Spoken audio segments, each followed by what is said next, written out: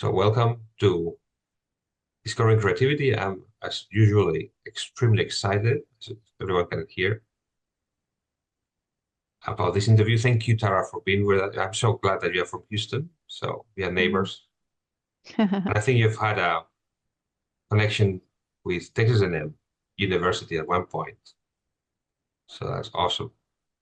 So I wanted to ask you, what got you interested in your current job to help high performing teams? Um, quite honestly, I got into the field on accident.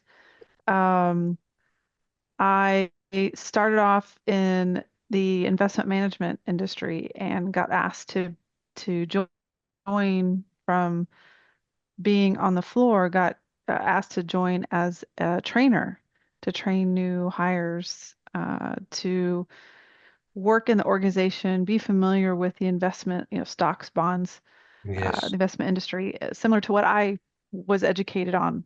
I went through the same training when I started, and I loved it.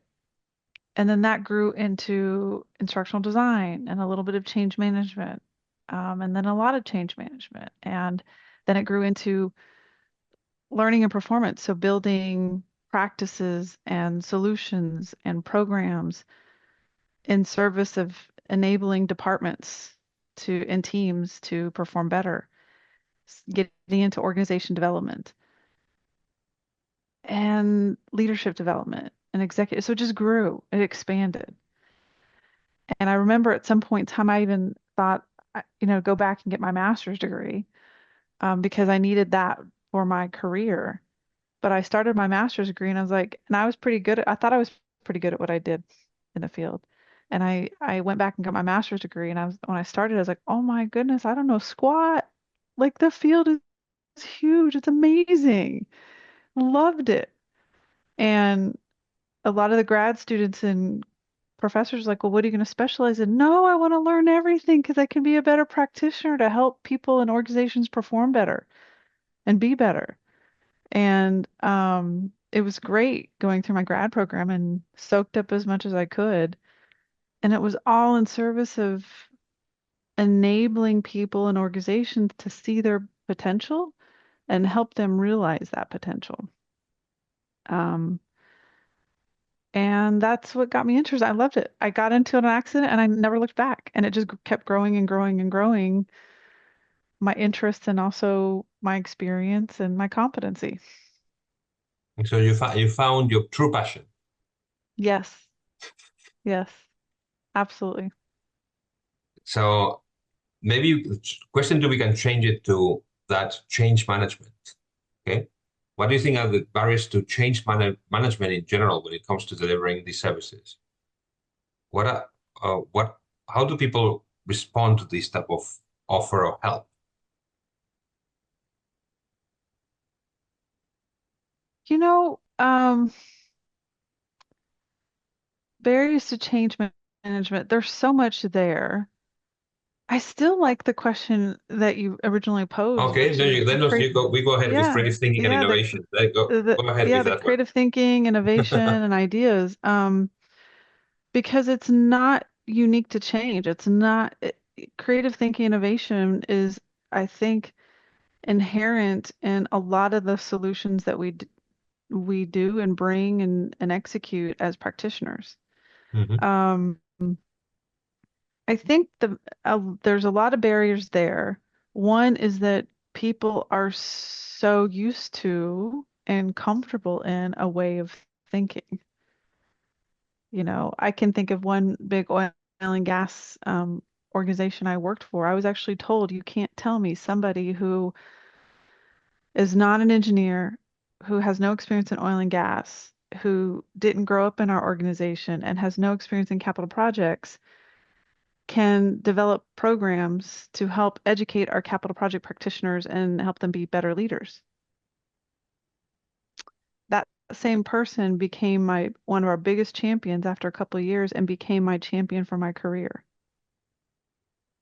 right? And so it was them seeing the potential of not only what can be done regarding development, people, technical, functional development, also leadership development, but also change them. Hey, there's actually a body of knowledge and practice that people go get degrees in for this, and what we're capable of doing for the sake of the business.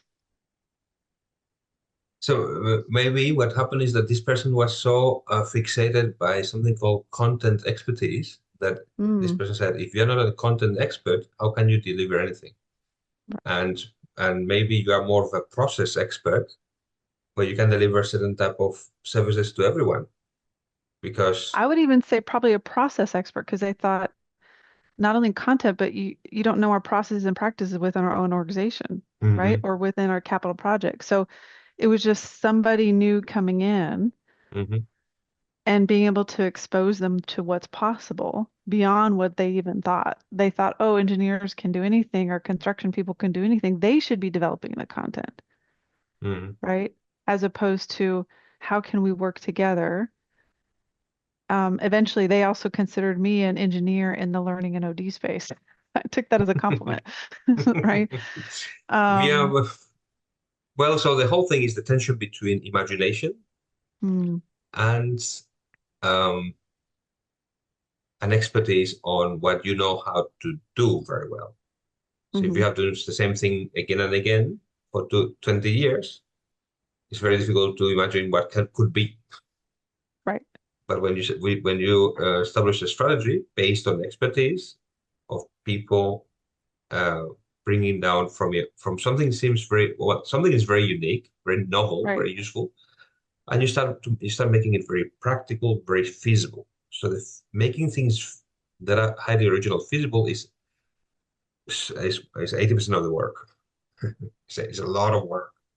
right. But when that happens, what's happening is you are developing the potential in people. Yeah.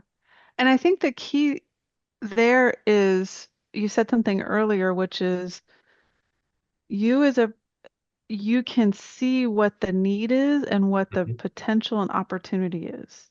They Yes. may not see it yet. You can see it. How do you get them to see it? Hmm. Sometimes people get it right away. Sometimes they have to go through it, experience it to Yeah. get it. So there's a book called Switch Yes. by Heath, and he talks about how in an example, people managed to convince the executive because board about not having too many different types of gloves, Hmm. and so they realized that giving Excel files and the number with numbers that was not getting them anywhere.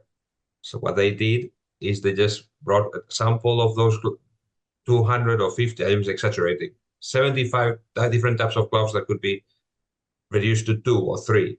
They brought them into a room and Hmm. they got them to for these people to see it Hmm. with the cost and the Hmm. number, unit number, and say, well, this is what we are doing. So they walk through, touch the glove, and when they came out, they were the ones saying, why are we doing this?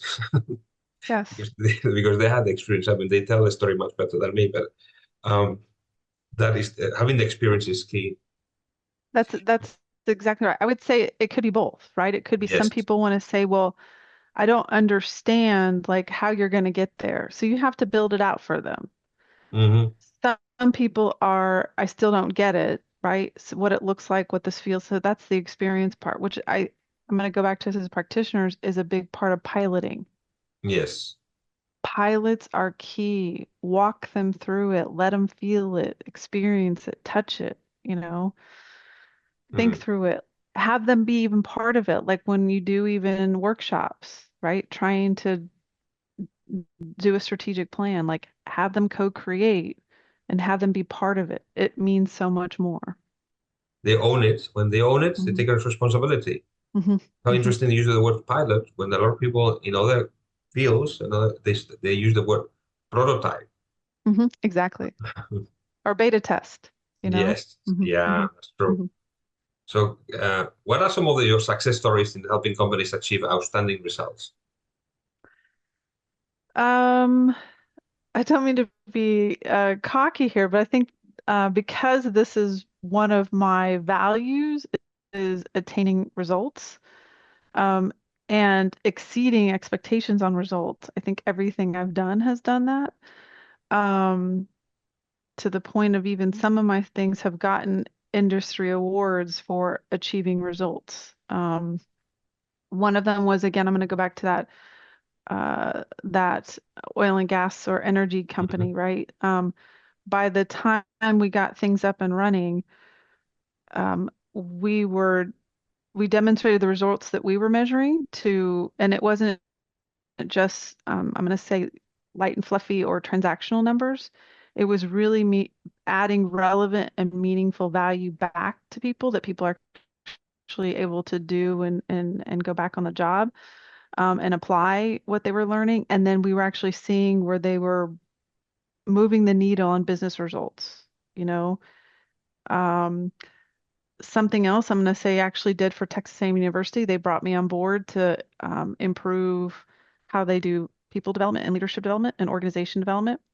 And we put programming in place. The number one thing I heard in the needs assessment was conflict. There was so much conflict between employees. And so helping better prepare people to approach conflict, um, and have difficult conversations when they needed to, instead of being afraid of having those conversations.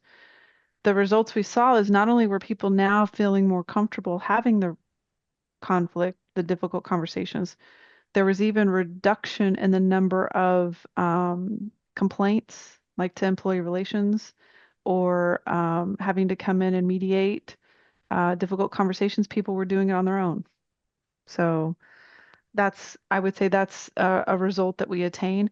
Both of those, again, we got industry awards for the measures and metrics we were able to attain through our interventions. Thank you. Wow. Moving on to a little bit of coaching. How can the coaching relationship help executives make better decisions? I think one of the things of coaching that a lot of people may not recognize is helping you think through things, giving you the time and the space, and also the creativity to really think through things differently, because you, again, may be coming in with a certain perspective. And a coach, not just executives, but any level of leadership, can help you think about things differently, reframe things. So I think that that's one of the things that can help them make better decisions. I would say the other thing is, again, for any level of leadership, not just executives, it's helping them be clear about what the decision really is, right? And I'm going to come back to any intervention, whether it's change, organization development, strategic direction and planning, making decisions, project management, getting really clear on the why, right? Mhm. So, in other words, when I say the why, it's what is the decision here? What is the issue here? What is the problem here? Getting really clear on that. And then why are we doing it? Because most organizations start with the what. Here's what we're going to do. Here's what we're going to execute. Okay, but back up. Why are we really doing this? What are we really doing? What is the real problem here? And why is it the problem? Why are we doing this? I'm sure you've heard even the adage that 70% of change fails. Approximately 70% of change fails. A lot of times it's because they have the what and they're executing the what as it goes, well, hold on. What's the real problem here? And why do we have this problem? That's part of needs assessment. Yes.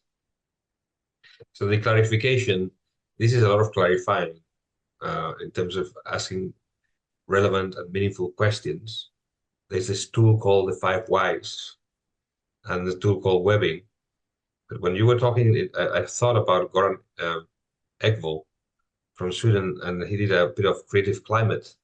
And he said that two things that help creative climate. One of them is idea time, people having people having time to come up with ideas, and then the other one is idea support. And I think that the coaching relationship gives a safe space for people to think through things that maybe Mm-hmm. doesn't happen in other places. And I know it's a bit weird, but there's also, because you have the space and you don't have the judgment, you have a Mm-hmm. support. Because one of Mm-hmm. the things people do is they run away from thinking when they feel that they are judged. There's judgment all around. Mm-hmm. But a safe space is a place where you are not judged. So then you have support. Mm-hmm. And that's a psychological thing that you don't have to validate people. Only listening to them is already a huge validation. So those are my two And, cents there.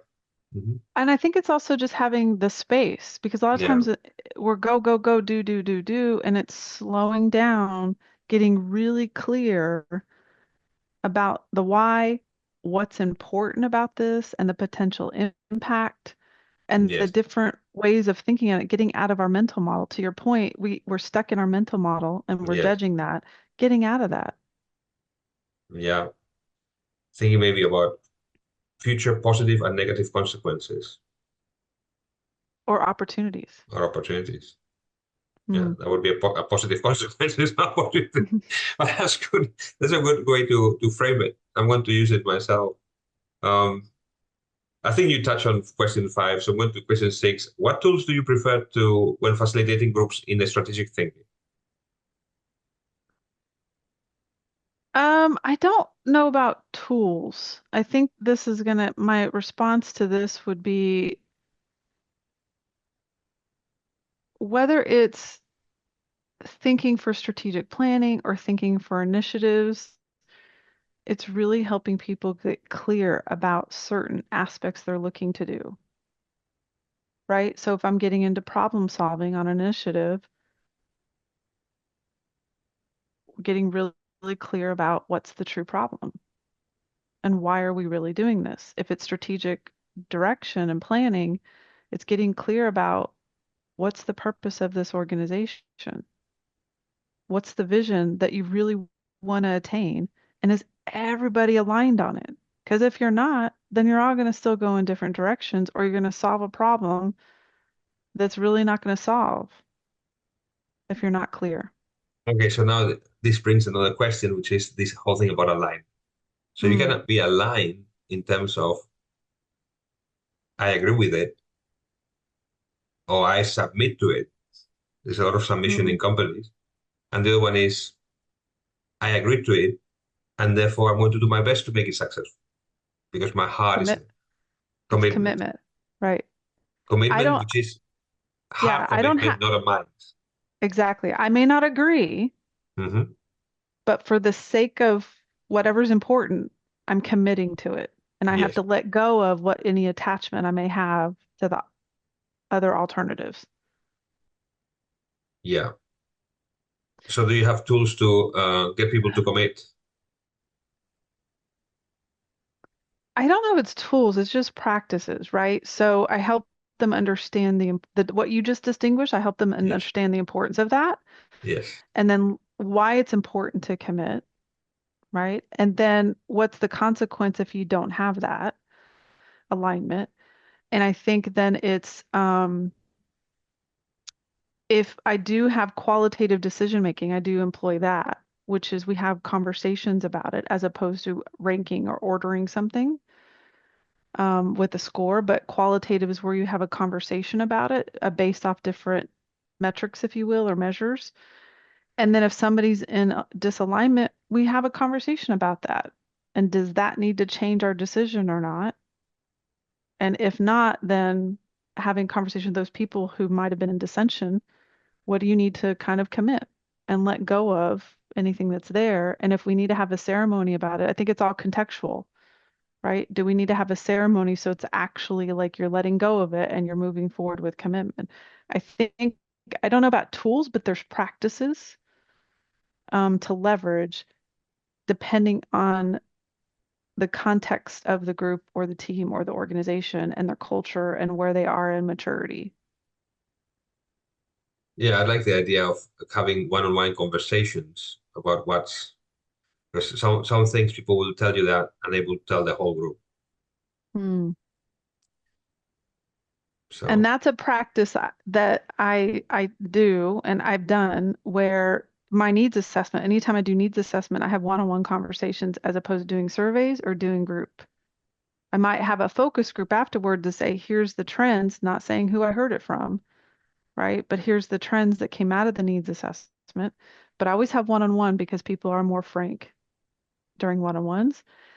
The other thing that I do is if it's a key decision, like if I'm running a program or a project, and I usually have what I call decision review board people. I will have one-on-one meetings in advance of a decision board meeting. And executives typically do this when they're talking with their board of directors to kind of help them through the decision making, right? The trade-offs, the considerations, and any feedback for the person running that so that they can bring more information to the conversation. Mhm. So moving forward to students, this is a complicated question, but wait, let's try it out, see if we can get something. How do you think students can benefit from coaching training to enhance their performance as students? You know, the right coaching program, coach education program, can help you have clarity in who you are as a leader. All of us are leaders. That's my belief. You don't have to be in a formal position to be a leader. Yeah. AK to help you have clarity in who you are as a leader, as a human being, and the relationships you have, and what's important about those relationships and how you want to show up. Yes.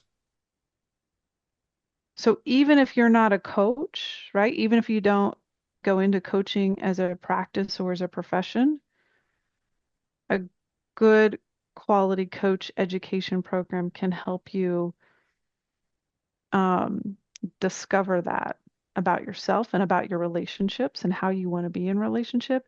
It can also help give you practices for being in those relationships. And then as you move in your career again, even if you don't become a coach as a professional or as a practice, you as now a manager or supervisor or in a formal leadership position, it can help give you the tools and the competencies and the practices to better enable people around you.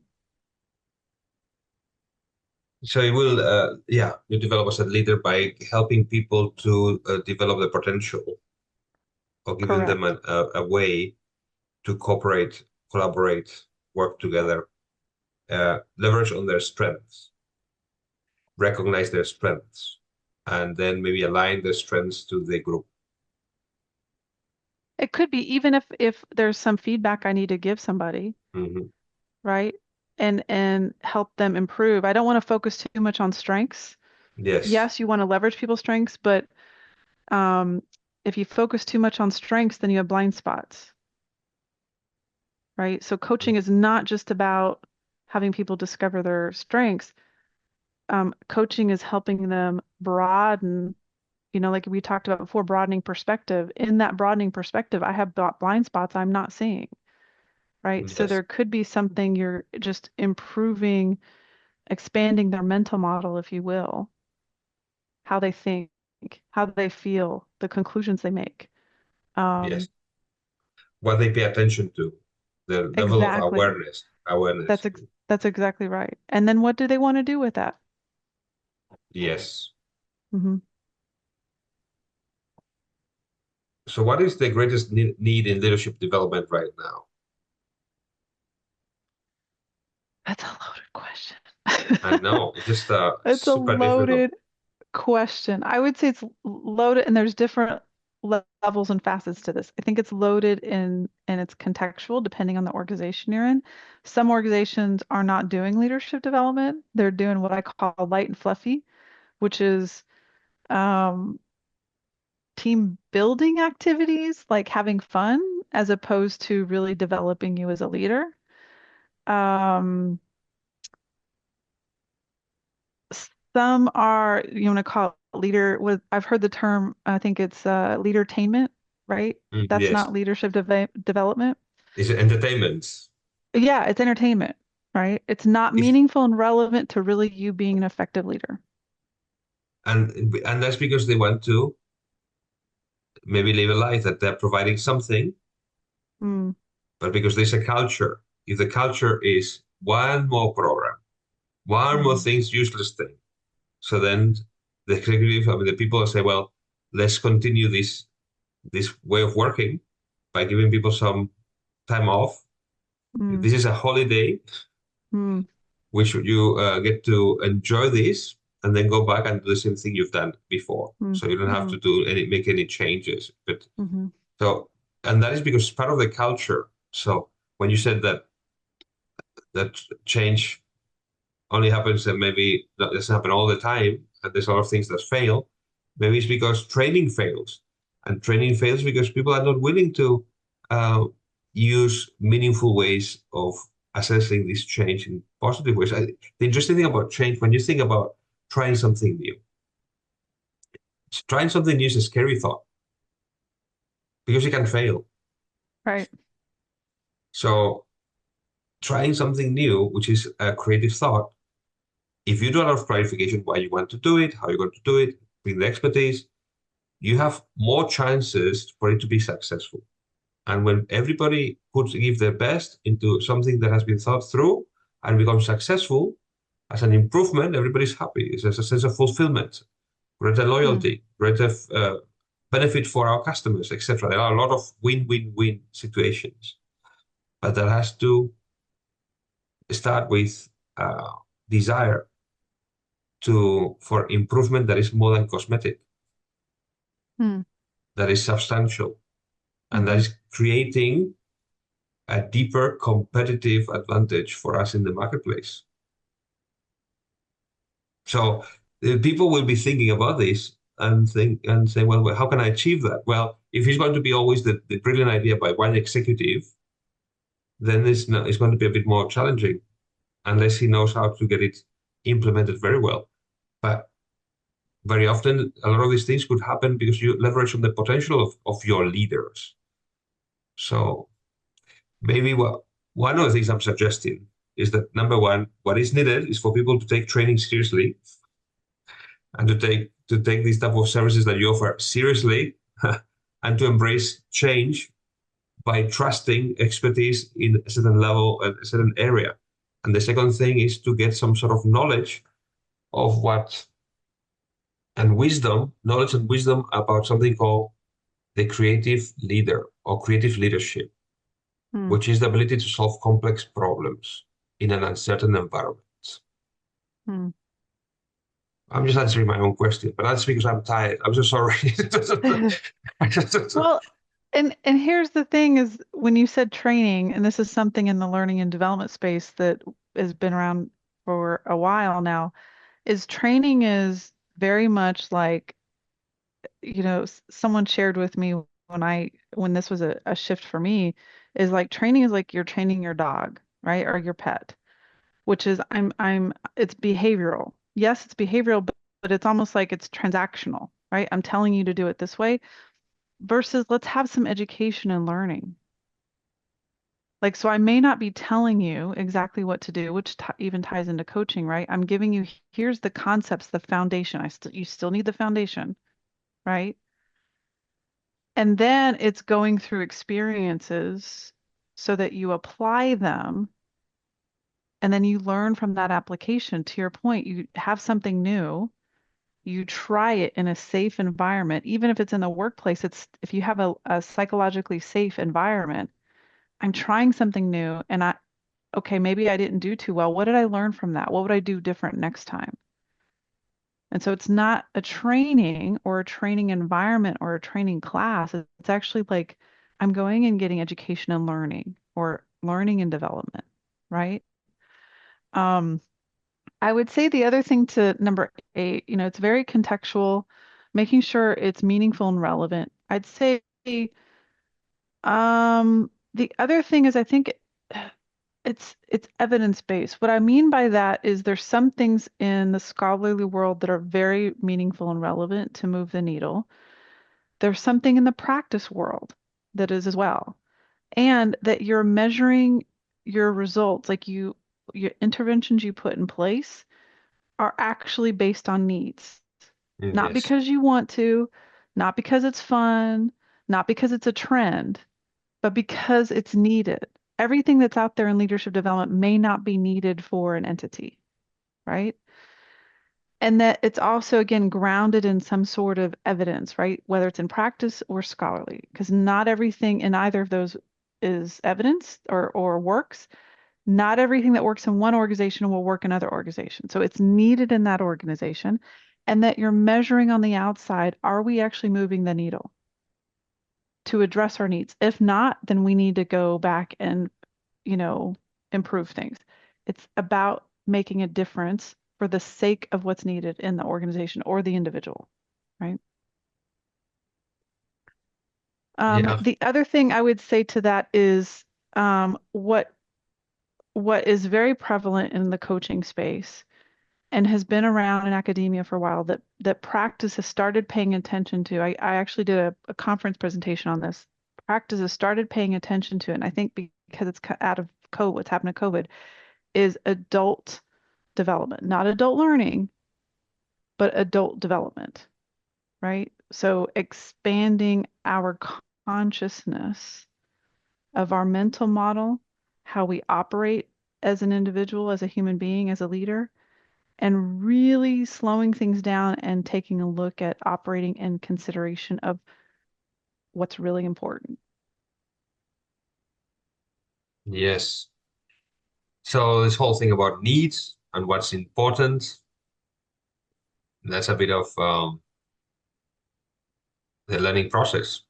I did Mm, not know it was so important. Oh, well, this is some sort of an interesting thing for people to realize, to notice. And so it seems to me that one of the ways you talk about needs and development of people, and maybe the mhm, knowledge that people have about it is the biggest barrier. mm, When you have incomplete and obsolete knowledge mm, about a certain field, what's going to happen is that you're not aware of how whatever is available could meet the needs that you don't know about.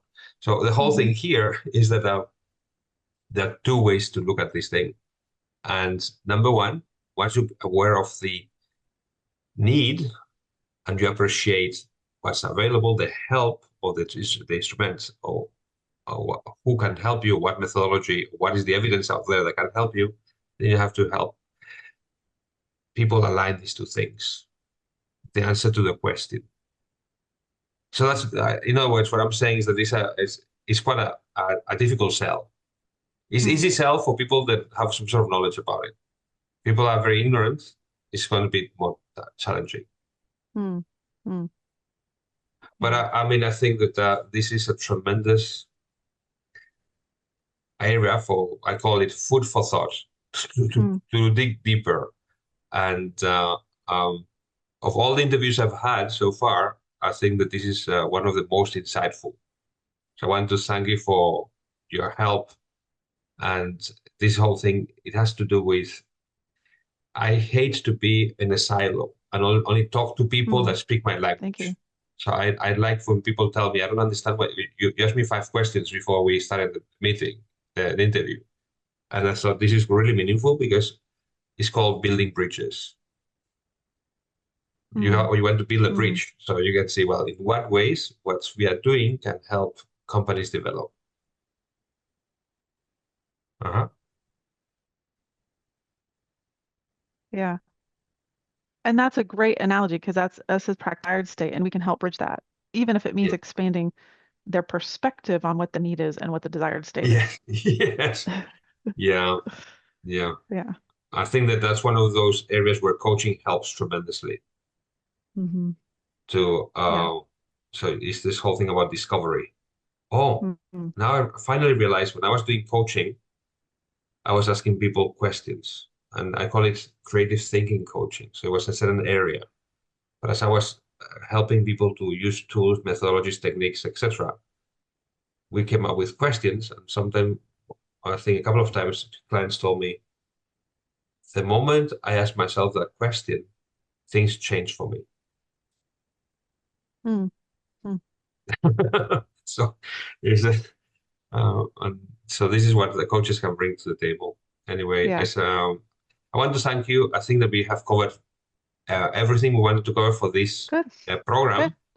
Good. So I'm going to stop right